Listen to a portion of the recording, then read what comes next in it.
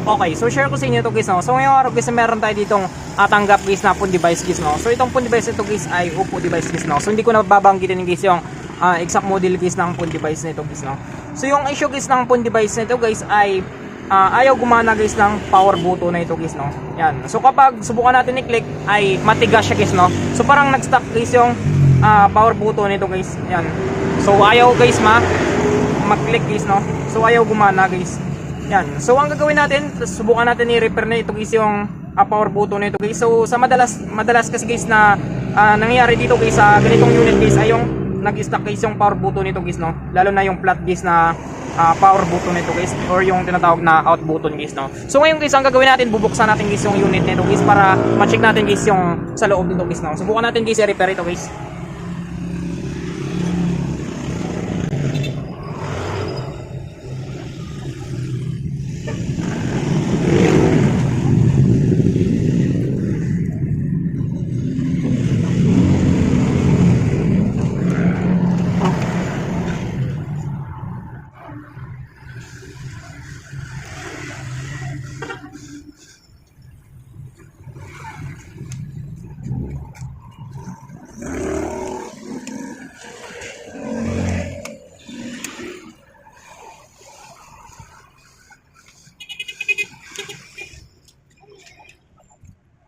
So ayan siya guys, no. So nabuksan natin guys yung unit nito guys. Yan. So sunod natin dito guys ay tanggalin natin guys lahat guys ng mga bolts nito guys, no. So kung makita kasi natin dito guys ay nabuksan na ito guys, no, kasi butas na dito guys yung silyado niya guys.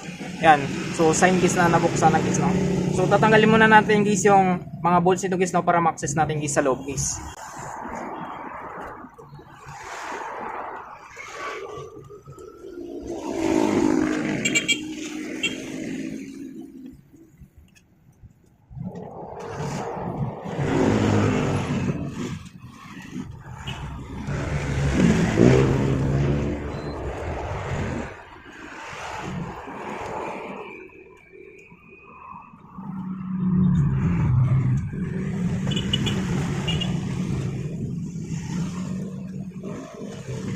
So ayan siya guys, no.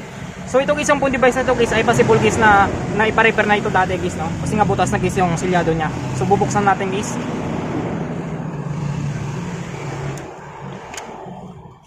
So para mabuksan natin ito guys yung unit na ito guys, pwede kayong gumamit dito guys ng pang-opening tools yung guys, no. So sa akin guys ay kukulang guys yung gagamitin ko dito guys.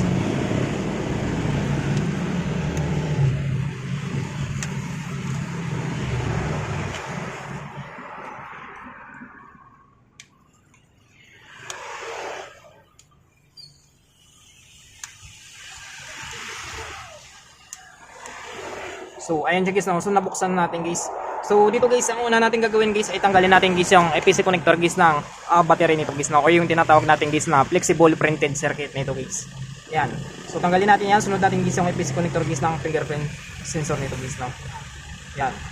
So dito guys, kung makita nyo guys ay meron na nga itong repair guys, no. So nilagyan dito guys ng parang UV glue ito guys, no. So dito naman, check natin guys kung bakit siya matigas guys, no. So ayan siya guys, no. So maganda naman guys yung laro guys ng power button nito guys, no. So ang problema lang talaga dito guys ay ito guys, no. So nakita ko kasi dito guys ay dapat meron pa yan ditong ano guys, no. Meron siya ditong lock guys. So ayan siya guys, no. So kung makita nyo guys, meron pa yan ditong metal guys, no. Ito guys yung magsisilbing lock niya guys. Yan. So ito guys, dinirect nilagyan na agad guys ng UV glue guys, no. So ang gagawin natin dito guys ay tatanggalin muna natin ito guys yung nilagay nila guys, no. Yan, so tanggalin natin yan. Hanapan natin dito guys ng lock guys na metal niya guys, no. Susubukan natin ito guys. So meron ako dito kasi guys ng mga ano guys, no. Meron ako ditong mga lock guys. Yan. So yung sa iba kasi guys, tinatanggal talaga ito guys, no. Kasi minsan nga ay tumitigas na ito guys, no. Guys yung buto nito guys. Kaya ang ginagawa nila guys ay tinatanggal na nila guys yung metal guys na lock na ito guys, no. So ito guys, meron ako dito, madami akong lock dito guys, no. Yan. So subukan natin ito guys. Subukan natin guys install ito guys, no. Subukan natin guys kapag babalik siya guys sa dati guys, no. Kung pag click natin guys, kung maganda guys yung laro guys ng power button ito guys, no. Yan. So una natin gagawin, tanggalin muna natin ito guys yung UV glue nito guys, no. Yan. So natanggal na natin guys. So dito guys, subukan natin. Tingnan natin guys. Or ito guys, umaba. So parang sakto ito guys, ang ano guys. Itong may clip ito guys. Yan. So ito guys, saktong-sakto ko ito guys. So madalas guys ito tinatanggal guys kasi nang matigas na talaga ito guys. So subukan natin. So dito guys ay subukan natin guys no. Mag-apply tayo dito guys ng UV glue natin guys. Yan para may dikit natin guys yung metal na ito guys no. So pabalik muna natin ito guys.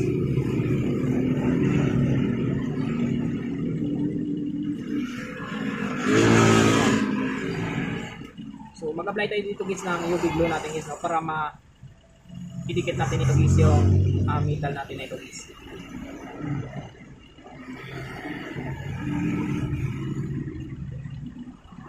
Yan. So subukan natin.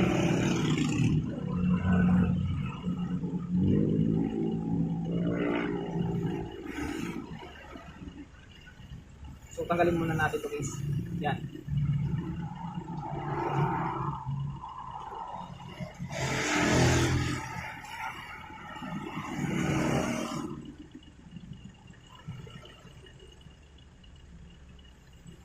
So ayan siya guys, no? Subukan natin guys. Mag-apply tayo guys ng UV light natin guys. Ayan. So one time lang natin guys, mga ilang minutes lang guys, no?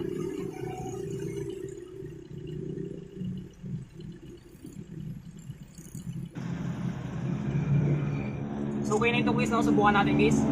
Ayan. Subukan natin guys kapag matibay guys. Ayan, so matibay na yun siya guys, no? Ayan. Subukan natin balik guys.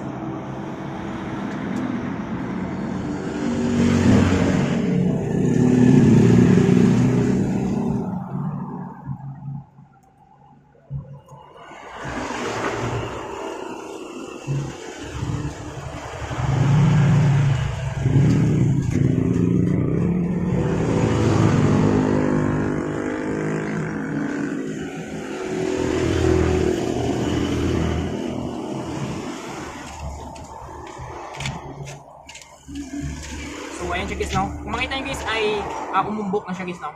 Yan. So subukan natin guys kapag gumana siya guys, no? So hindi pala natin guys na balik guys yung IPC connector guys ng battery niya guys, no? So balik muna natin guys.